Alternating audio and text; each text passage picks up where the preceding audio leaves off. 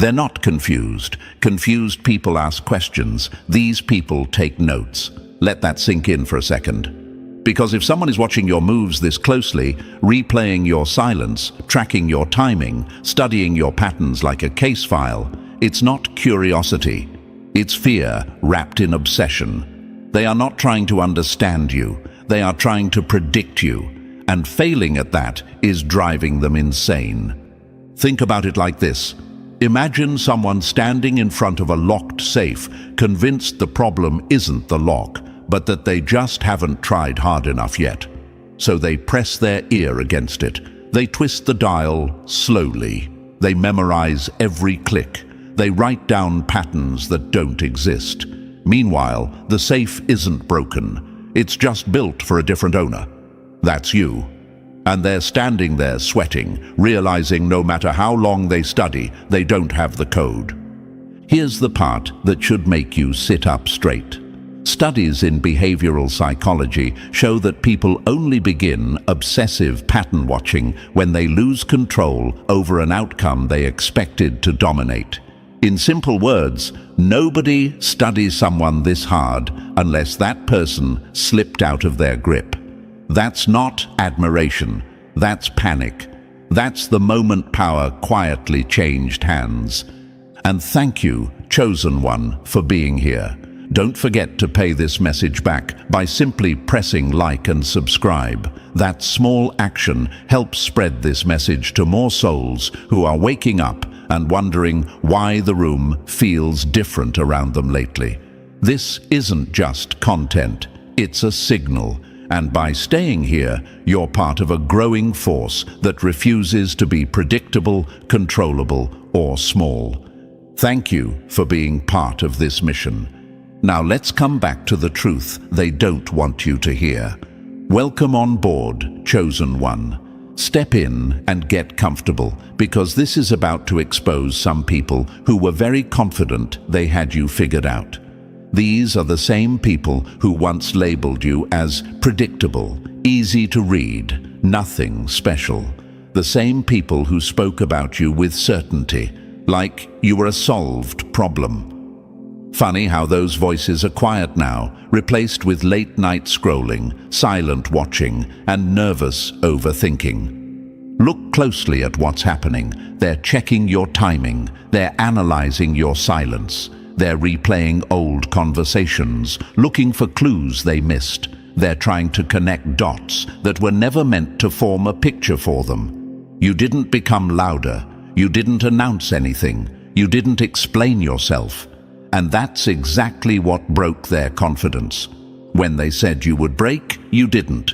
When they said you would fall apart, you adapted. When they laughed, the universe waited patiently, then flipped the script without warning. Now the joke is landing, and they're not laughing anymore.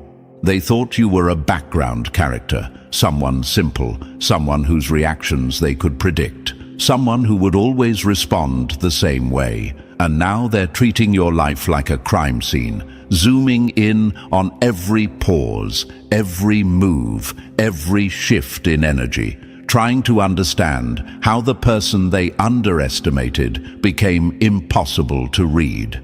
Here's what changed, and this is important. The air around you shifted, not because you did something dramatic, but because you stopped feeding expectations. The silence that follows you now isn't emptiness. It's tension. It's the kind of silence that shows up when people realize they no longer know where they stand with you. The same people who once walked toward you confidently now whisper about you from a distance. They trade theories. They compare notes. They try to decode your mindset like you're an unsolved case. And this didn't start yesterday. You've been like this your whole life.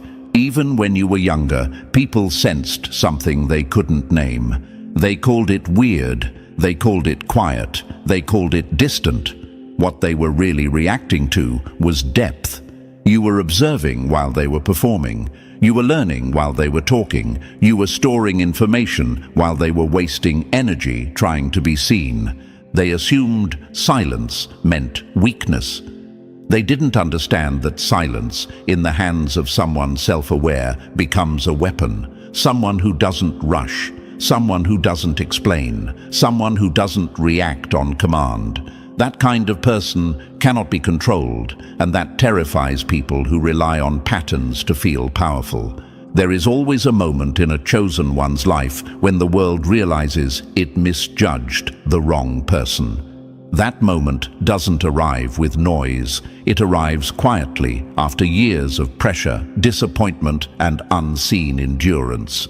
It's built in the nights you held yourself together when nobody checked on you, in the days you learned people by watching them, not trusting their words, in the moments you adapted instead of collapsing.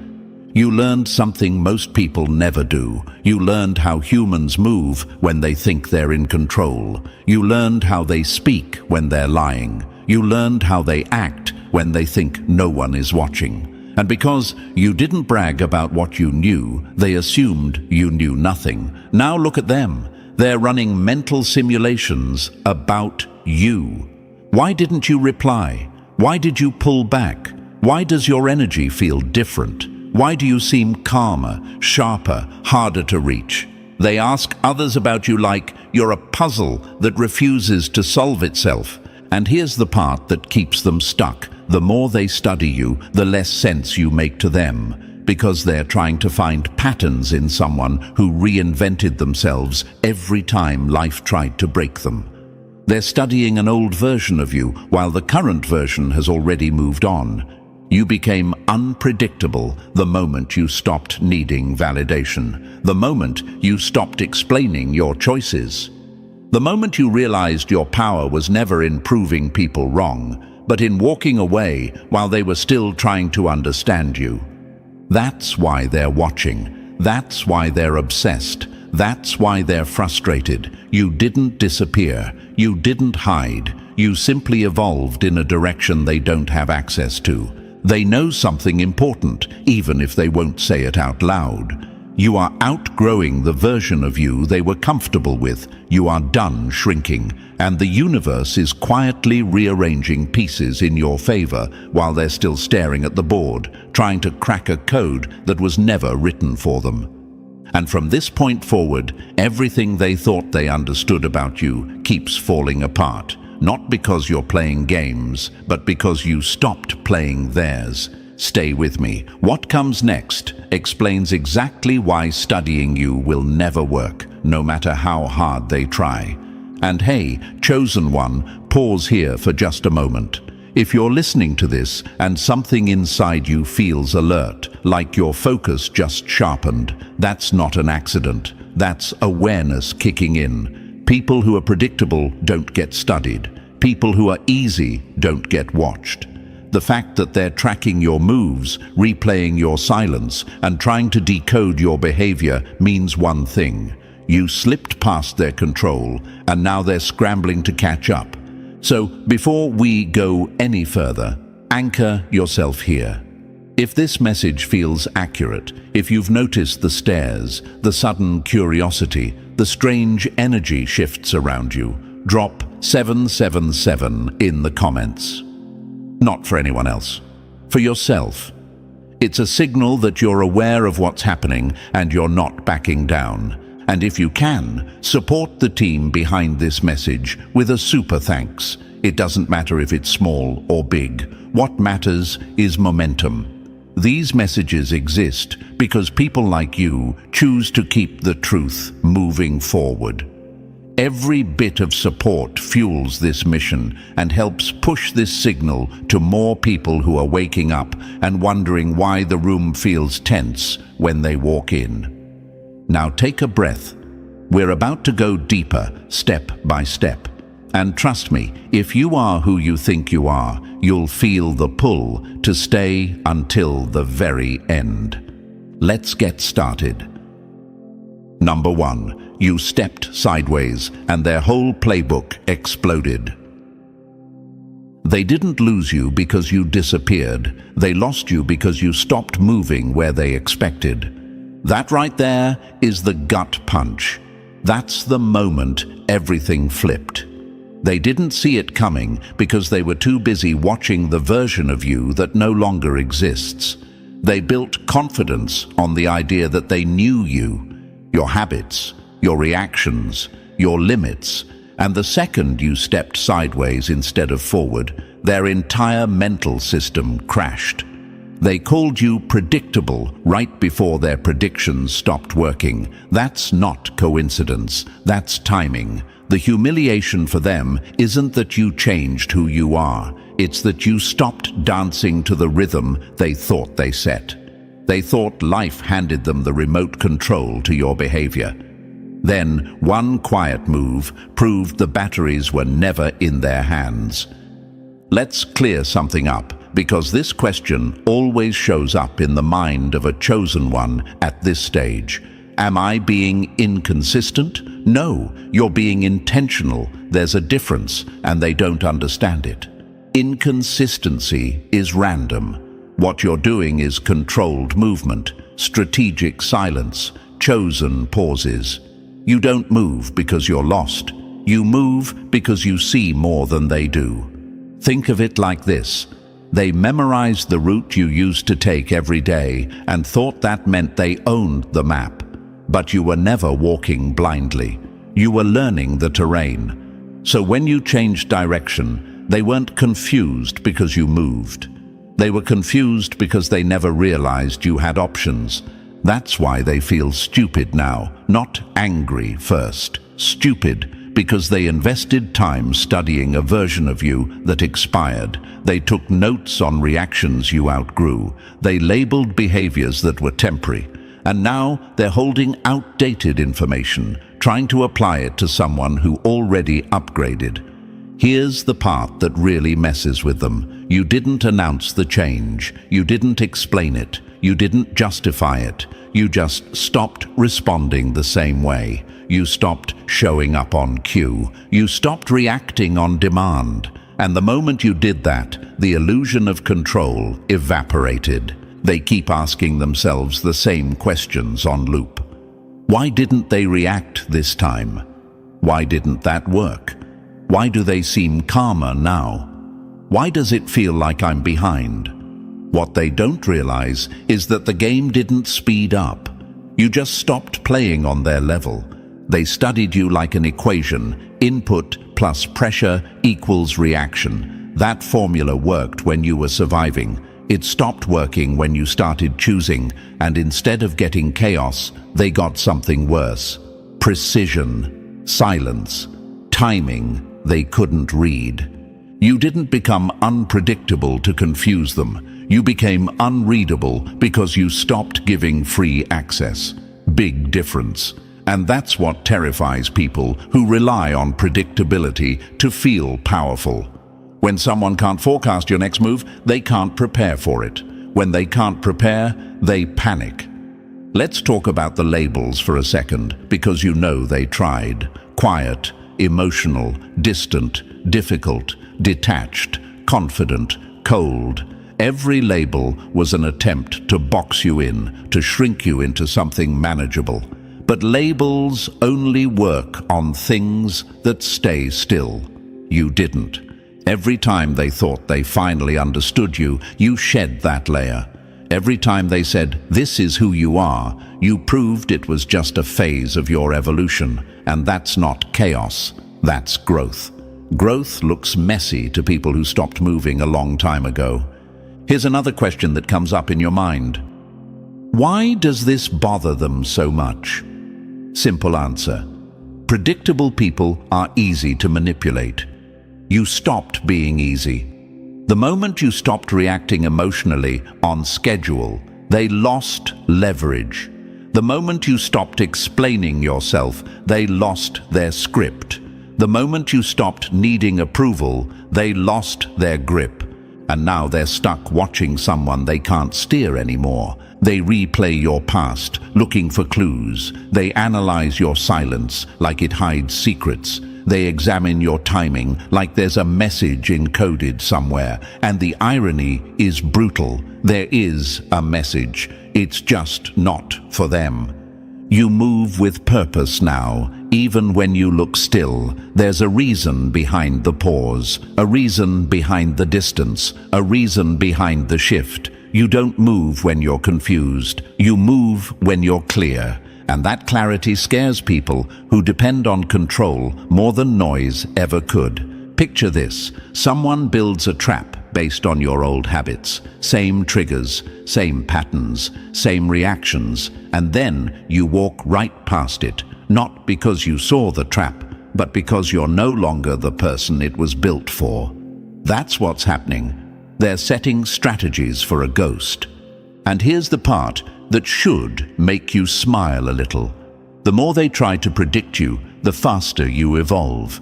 Not out of spite, out of alignment.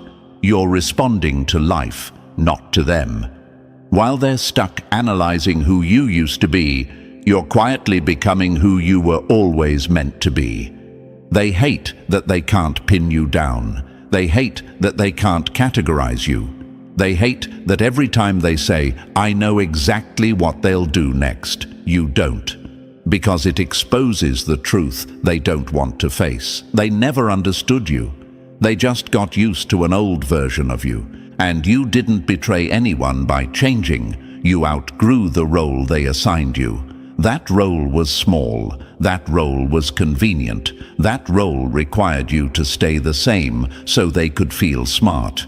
You don't owe anyone that comfort. You're not chaotic. You're adaptive. You respond to energy, not expectations. You shift when the environment shifts. You change direction when something feels off. That's not instability. That's intelligence. And people who lack it call it unpredictable because it makes them feel safer.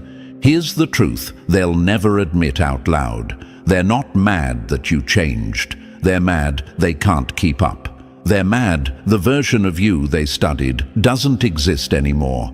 They're mad their notes are useless. Their theories are wrong. Their confidence was built on bad data. You didn't explode their playbook by attacking them. You did it by upgrading yourself. Quietly, efficiently, without permission. And now they're left staring at the board, realizing the move they never saw coming wasn't loud, dramatic, or aggressive. It was simple. You stopped moving where they expected. That's the power, and this is only the beginning. Number 2. They're not trying to know you, they're trying to steal you. They don't ask questions to understand. They ask questions to copy. That's the gut punch they don't want to hear, because confusion sounds innocent, but obsession is calculated. And what you're dealing with right now is not curiosity. It's hunger. They're not staring at you, trying to learn who you are. They're staring at you, trying to figure out how you became what they failed to become. Let's clear the fog immediately, because a lot of chosen ones hesitate at this stage and start doubting themselves. Am I overthinking this?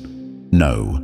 People who want to understand you listen. People who want to steal from you study. They watch patterns. They note reactions. They ask questions that feel harmless but are timed too well. They circle back to your past, your pain, your turning points, not out of care, but out of extraction. Here's the ugly truth. They want access, not connection. They want the version of you that survived storms. They would have quit the moment things got uncomfortable. They want the calm you earned without carrying the weight that created it. They want the glow without the healing, the confidence without the collapse, the crown without the nights you questioned whether you'd even survive. Think about it like this. Imagine someone staring at a finished sculpture, running their hands over the smooth edges and asking, "How did you make this?"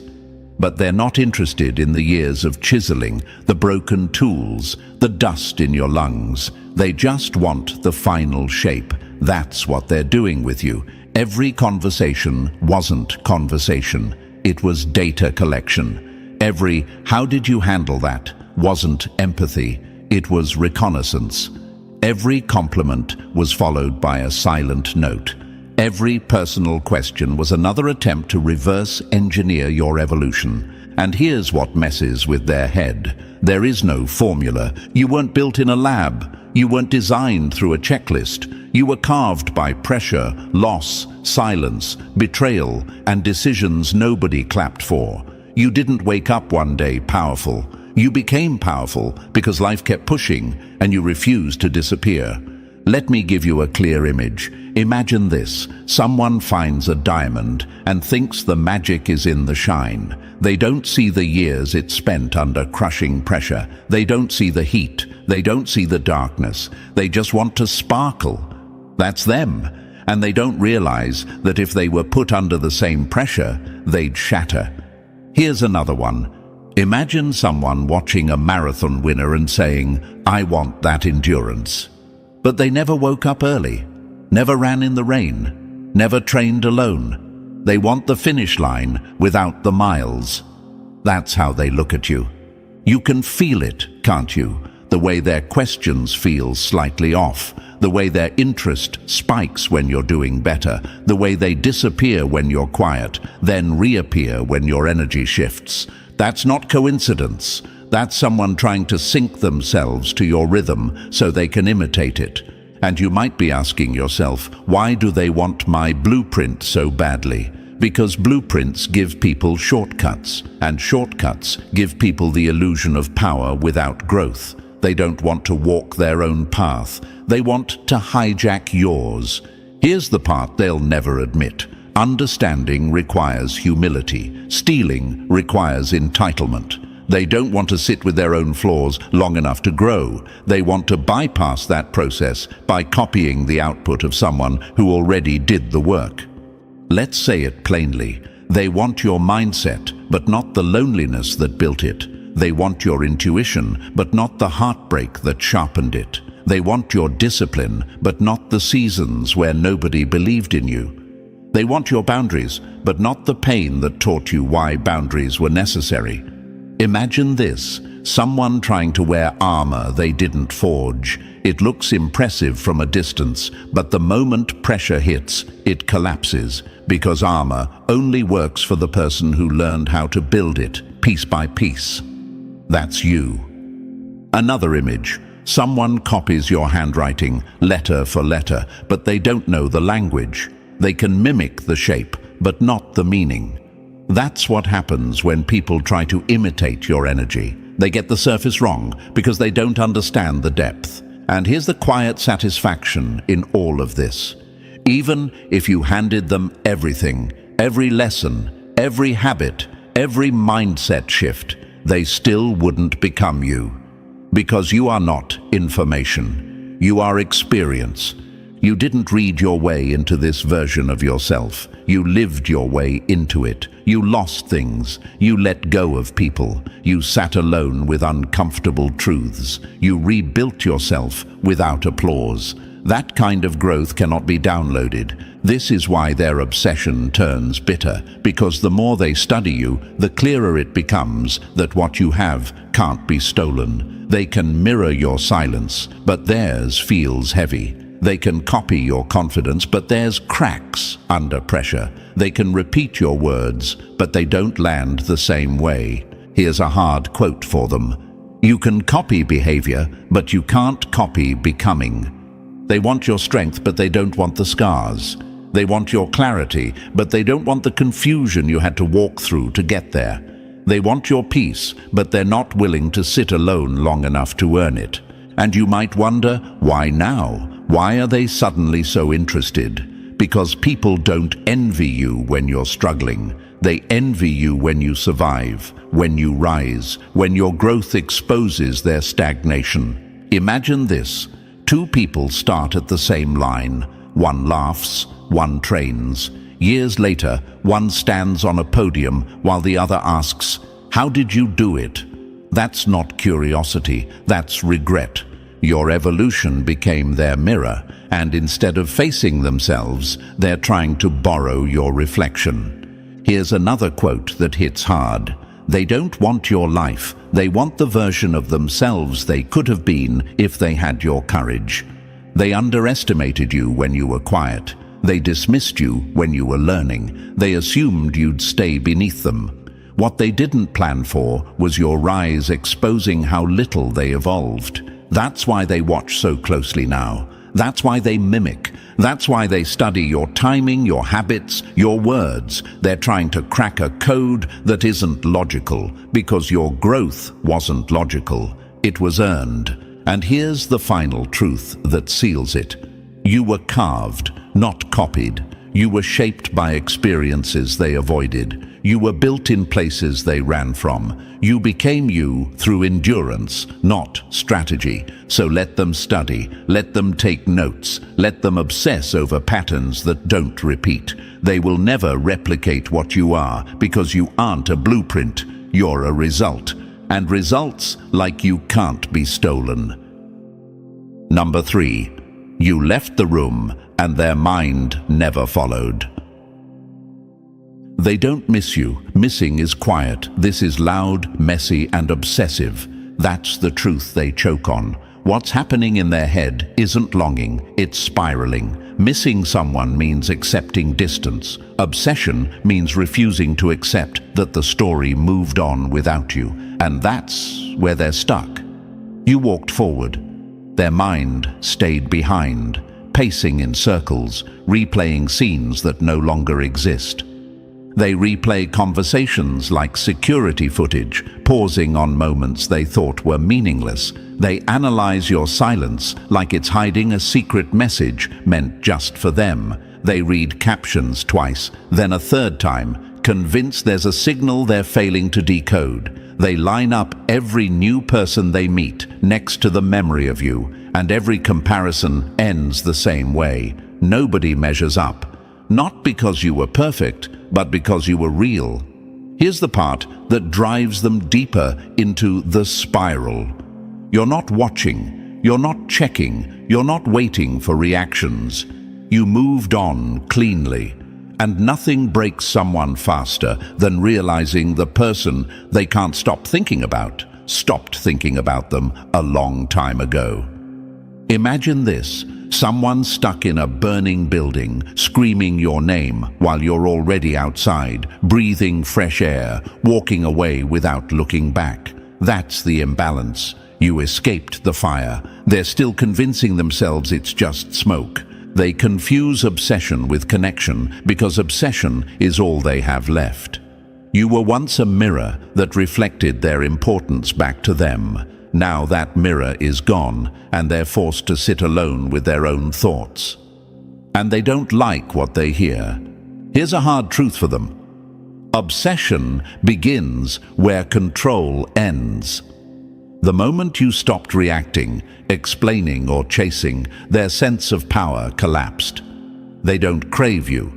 They crave the version of themselves that felt significant when you were paying attention. Another image.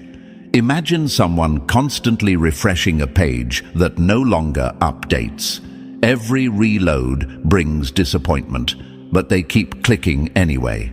That's their mind, stuck in a loop, waiting for movement that isn't coming. You're no longer operating for validation. You're not performing. You're not curating yourself to be understood. You're moving with clarity, with self-trust. On a level their insecurity can't reach, because insecurity needs feedback to survive. They spiral because you don't.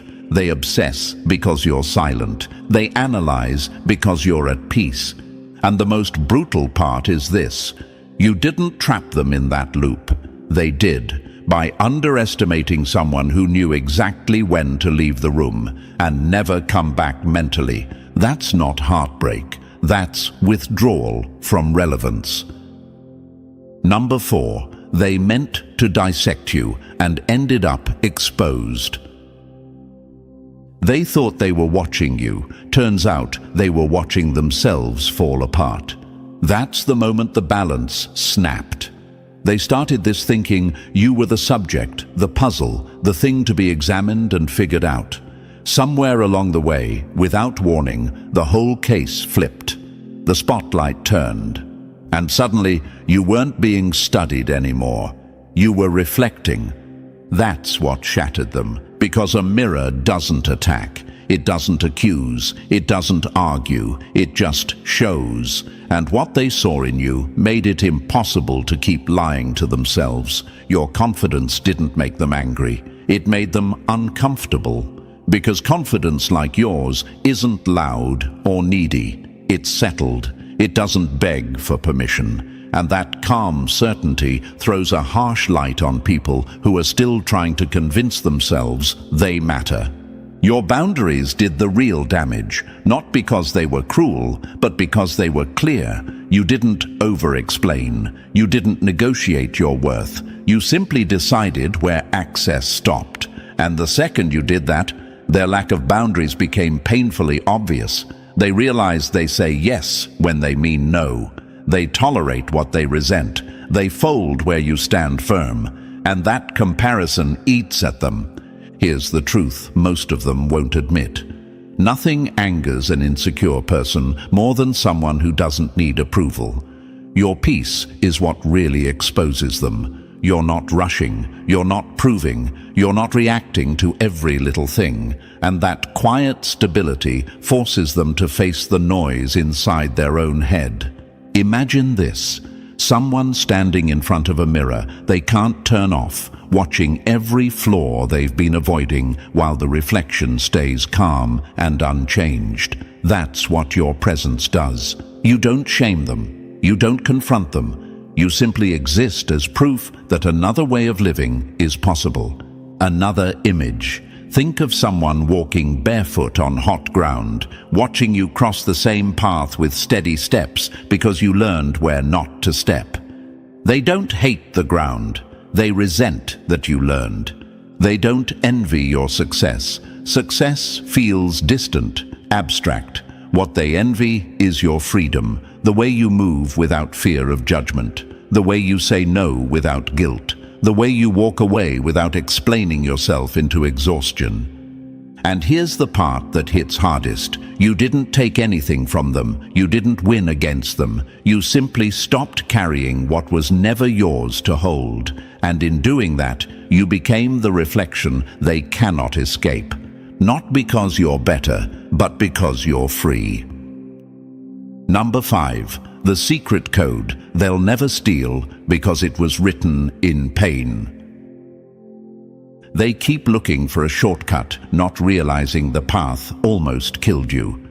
That's the mistake they will spend a lifetime making. They assume there must be a formula, a mindset hack, a clever strategy you memorized while they weren't paying attention. Something clean, something repeatable, something they can copy and run like software. What they refuse to accept is this simple truth. There was no plan. There was survival. You didn't build yourself in comfort. You didn't design this version of you in safety. You were shaped under pressure they would have escaped from at the first sign of discomfort.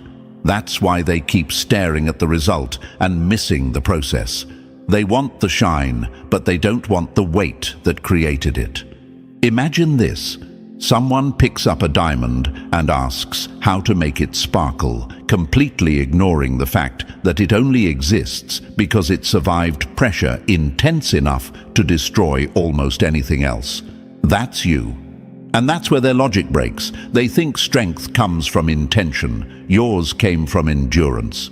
Here's the part that frustrates them most. There is no shortcut to becoming someone who didn't quit. You didn't think your way into this version of yourself. You stayed alive through moments that forced you to adapt or disappear. You learned because you had to.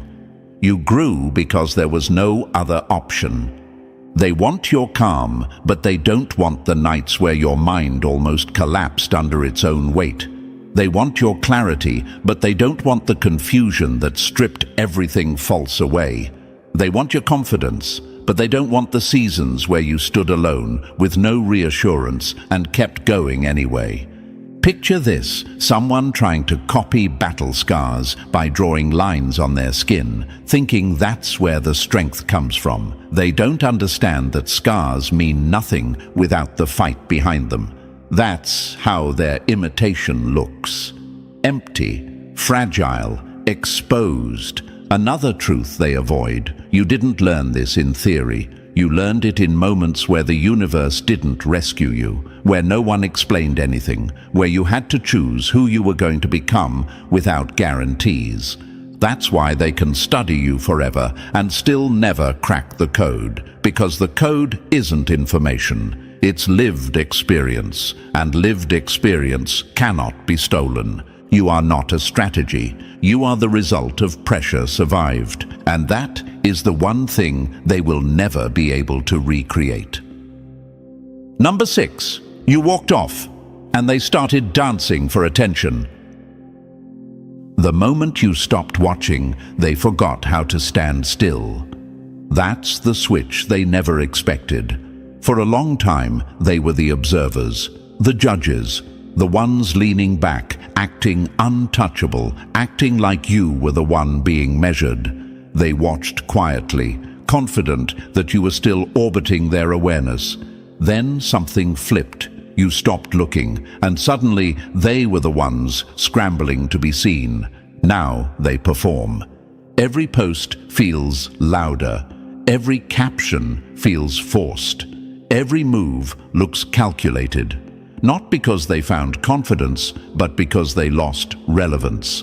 And nothing terrifies an insecure person more than realizing the person they underestimated no longer needs their attention. Here's the part that stings the most. You didn't do anything dramatic. You didn't announce your growth. You didn't call anyone out. You simply elevated. And when you did, the spotlight moved with you, leaving them exposed on a stage they never prepared for.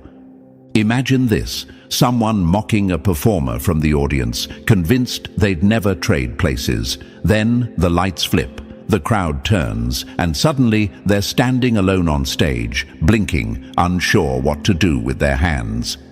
That's them, unrehearsed, overexposed, nervous. They used to act like they didn't care. Now their entire online presence is a performance aimed in your direction. They time posts, they adjust tone, they exaggerate confidence, they hope something lands, anything, just to pull your attention back for a second.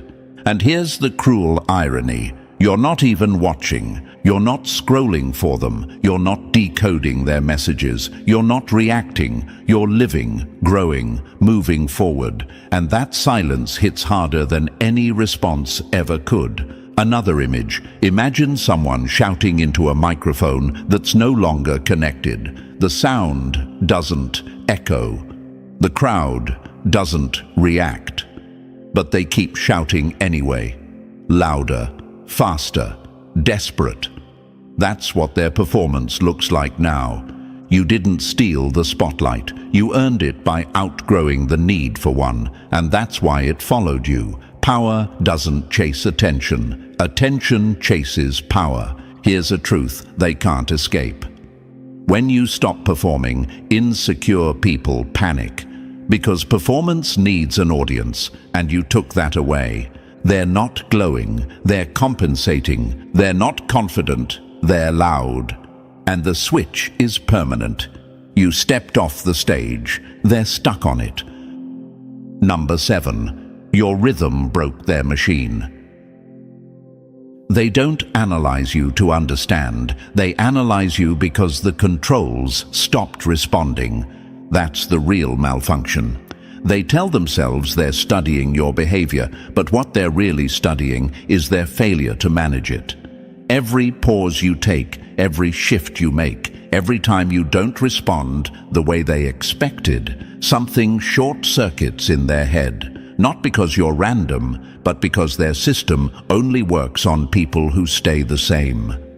Let's answer the quiet question forming in your mind. Why do they call me inconsistent now? Because predictability is how they feel powerful. When someone moves the same way every time, they can be anticipated, guided, steered. You stopped doing that. And the moment you did, their confidence collapsed. You're not inconsistent, you're adaptive. Big difference.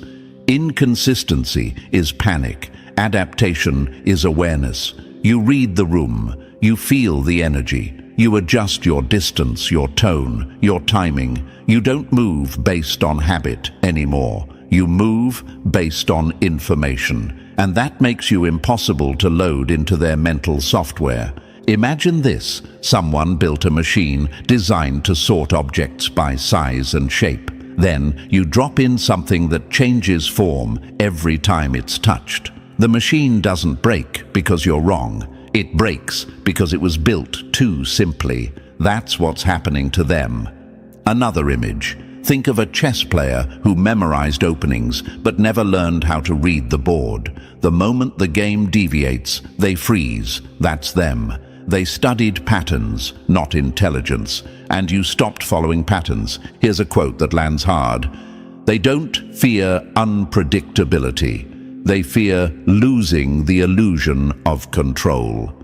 They try to map you, track you, predict your reactions, but every time they think they've got it, you respond differently, not out of chaos, but out of growth. You are no longer reacting from old wounds. You're responding from clarity. And clarity looks threatening to people who depend on leverage. Another metaphor. Imagine chasing a shadow that changes direction with the sun. The faster you run, the more ridiculous you look. That's their obsession now. They want you to act the same so they can feel smart again. They want repetition so they can regain footing. But you've evolved past being readable. You don't owe anyone consistency at the cost of your peace. Here's the final truth. You didn't break their system, you outgrew it. And systems built on control always malfunction when they meet someone who moves with awareness instead of fear. That's not chaos. MCP. Number 8. The moment control died and fear took its place. They're not scared of losing you. They're scared they were never in charge. That's the fear gnawing at them now. Not heartbreak, not regret. Panic, the kind that creeps in slowly when someone realizes the power they thought they had was imaginary. They didn't lose influence over you. They discovered it never belonged to them in the first place. Here's what actually happened. You stopped reacting, and the second you did, the entire structure they relied on collapsed. Their plans, their pressure tactics, their emotional bait, all of it depended on one thing: you responding on cue. When that stopped, they had nothing left to stand on. You didn't argue, you didn't explain, you didn't defend yourself. You simply withdrew your energy, and that silence was louder than any confrontation could have been. Imagine this: someone pulling on a rope, convinced the resistance means control, only to fall backward when the other person lets go. That's them. They mistook tension for authority, and when you released it, they crashed. They're afraid because every strategy they built was designed for an old version of you. The reactive one, the emotional one, the one who still cared enough to engage. That person doesn't exist anymore. And now they're holding weapons that don't fire, maps that don't match the terrain, rules that no longer apply. Here's a hard truth they won't say out loud. People who fear losing control never had it. They only had access. You revoked that access, quietly, cleanly, without drama. And that terrifies them because they don't know how to respond to someone who can't be pulled. Another image. Think of someone trying to steer a car whose engine has already been removed. They turn the wheel harder and harder, confused when nothing happens. That's their panic. They keep trying old moves, old tricks, old pressure points, and nothing works. They don't fear your absence. They fear your independence. They fear that you're no longer emotionally reachable. They fear that you're no longer adjustable. And you might wonder, why does this shake them so deeply? Because control was the only thing making them feel secure. When you took it away, you exposed the truth. They were never powerful. They were just familiar. You didn't break their control. You outgrew it. And now fear is doing what power never could, eating them alive from the inside. Number 9. When control fails, they start lying to themselves. When they can't touch you, they rewrite you. That's the meltdown. Not loud at first, not obvious. It starts quietly, inside their head, the moment they realize you didn't crack, you didn't fold, you didn't break the way they rehearsed. And when reality refuses to cooperate, insecure minds do what they always do. They invent stories. They label you because labels feel like cages. They build theories because theories feel like answers. They throw around explanations, diagnoses, character profiles, anything that gives them the illusion that you're still within reach. Not because it's true, but because truth would force them to accept something unbearable. You escaped. Here's the ugly part. These stories aren't about you. They're about control. They changed. They're cold now. They're calculated. They think they're better. Each sentence is a bandage slapped over a wounded ego. If they can define you, they can shrink you. If they can explain you, they don't have to face the fact that you outgrew them. But here's what breaks their narrative. You didn't disappear. You evolved. And evolution looks like abandonment to people who stayed the same. Imagine this. Someone swinging at air, convinced the target must still be there, only to realize they're shadowboxing a memory. That's what their meltdown looks like. They're reacting to a version of you that already expired. Another image. Think of someone trying to trap smoke in a jar. The harder they grip, the more ridiculous they look. That's their obsession now. Every theory leaks. Every label falls apart. Because you're not present in the way they need you to be. Here's a quote that lands hard. Stories are what powerless people use to feel powerful again. They say you're distant because they can't reach you. They say you're guarded because they lost access. They say you're unpredictable because you stopped explaining yourself. None of it is insight. It's frustration dressed up as intelligence. And here's the truth they refuse to face. They're not studying you anymore. They're studying a ghost, a memory, a version of you that existed when you still engaged. The real you moved on without leaving instructions. That's why nothing they say lands. That's why their narratives keep changing. That's why their explanations contradict each other. They're chasing something that no longer exists. You didn't disappear to confuse them. You evolved to protect yourself. And that's the part their meltdown will never solve. Number 10. The file stays open because they never leveled up. You're not a mystery. You're a mirror they never trained to look into. That's why this case never closes. Not because you're hiding something, not because you're complicated, but because they never evolved enough to understand what they're looking at. They keep telling themselves you're unsolved, when the truth is much simpler and much more humiliating. You're clear. They're behind. They mistake authenticity for mystery because they only know how to perform. Their entire world runs on masks, scripts, and roles. Say the right thing, act the right way, react on cue. That's how they survive. So when they meet someone who isn't acting, someone who isn't adjusting themselves to be liked or understood, their brain short-circuits. Here's the question that quietly bothers you at this stage. Why do they keep overthinking me? Because realness feels threatening to people who built their identity on pretending. Your honesty doesn't just stand out, it exposes. It highlights every fake laugh, every forced confidence, every rehearsed response they've been hiding behind. Imagine this. Someone who only knows how to wear costumes walks into a room where everyone else is just themselves. They don't feel inspired, they feel naked. That's what your presence does. You don't call them out. You don't accuse. You simply exist without pretending. And suddenly their performance feels exhausting. Another image. Think of someone trying to solve a puzzle that isn't broken. They keep rearranging pieces, convinced something must be missing when the truth is the picture is already complete. They just don't like what it shows them. Here's a quote that hits hard. People who live behind masks think honesty is a trick. They read into your silence. They overanalyze your calm. They assume strategy where there is clarity, because they can't imagine moving without an agenda. They can't imagine peace that isn't fake. So they label you mysterious instead of admitting they don't know how to be real. And this is where the case truly dies, not with answers, but with acceptance they'll never reach. You didn't lock the file. You didn't hide the truth. You simply stopped explaining yourself to people who never planned to understand.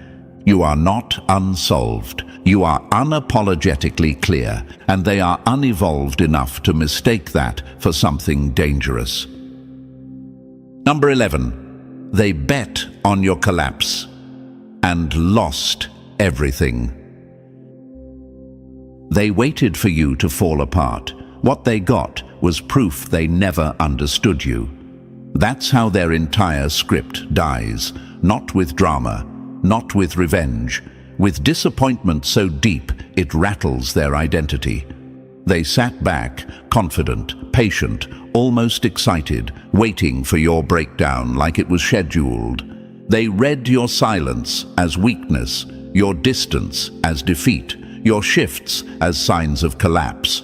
They were so sure the pressure would finish you. They never considered one thing. Your breaking point already happened, and it didn't destroy you, it forged you. That's where they miscalculated beyond repair.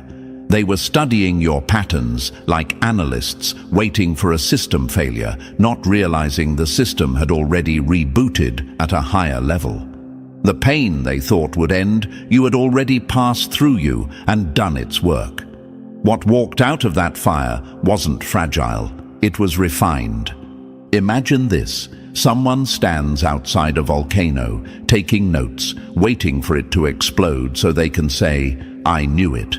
But the eruption already happened years ago, underground, reshaping the land into something stronger and unrecognizable. Now, all that's left is solid ground they can't crack. That's you.